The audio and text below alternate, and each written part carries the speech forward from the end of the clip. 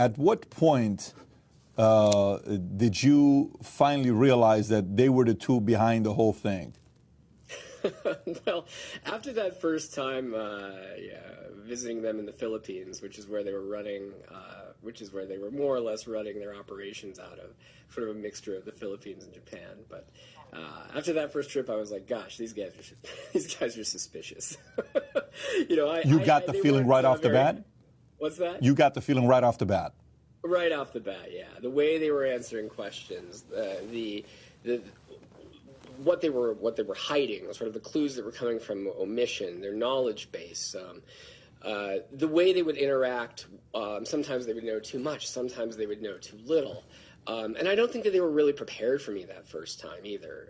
And their stories completely changed the next time I went and filmed with them. They kind of recalibrated, it would seem, behind the scenes, which is also what someone who was working for their organization relayed to me.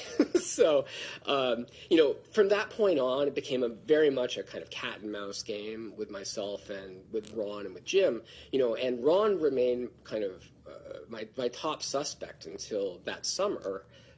When he presented me with a pile of forensic evidence that pointed to the individual that he claimed was behind it, which Ron said it was Steve Bannon, and that he'd known that it was Steve Bannon since nearly the beginning. And of course, Steve Bannon is, was sort of the architect of the 2016 Trump campaign and sort of a master of digital strategy. So he's a good suspect if you're looking for a fall guy. Yeah.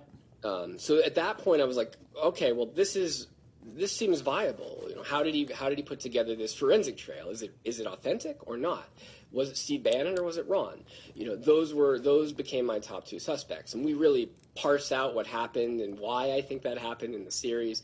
Ultimately, I come to the conclusion that the whole time Ron was more or less LARPing as Steve Bannon, trying to say, okay, who would be the right person to lead someone like Cullen to? And maybe he was a little bit disappointed that nobody had seen his awesome forensic trail up until that point.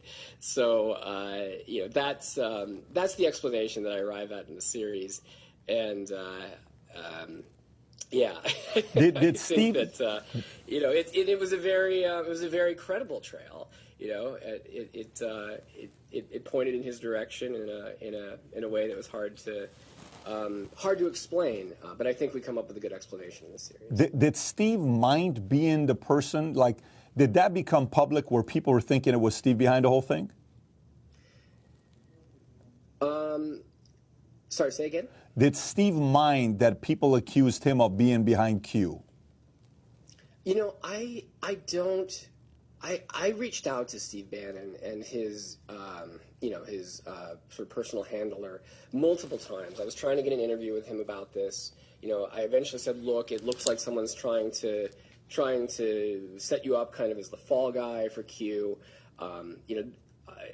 He was actually open to talking with me about QAnon, not because he was necessarily involved in it, but just because he was interested in the topic. And that just never came to fruition. But I don't know exactly what his feelings are on it at this point. And I don't know since the election if Ron Watkins and Steve Bannon are talking. I know that Ron had been trying over the course of maybe many years to get in touch with Steve Bannon. And that's one of the things that you see in the series, this idea of meme magic, of something starting as just a game or a LARP and becoming real.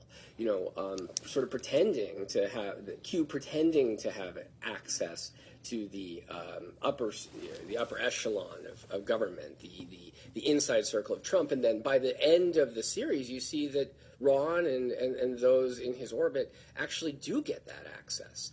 And so, in the year that's kind of followed, you say, well, is Ron in touch with Steve Bannon now? He was advising in those later days on election fraud issues. So, it's an unbelievable exercise in kind of will to power, I guess. So if you like this little short clip from an interview I did, click over here to watch the entire interview. And please don't forget to subscribe to the channel. Take care, everybody. Bye-bye.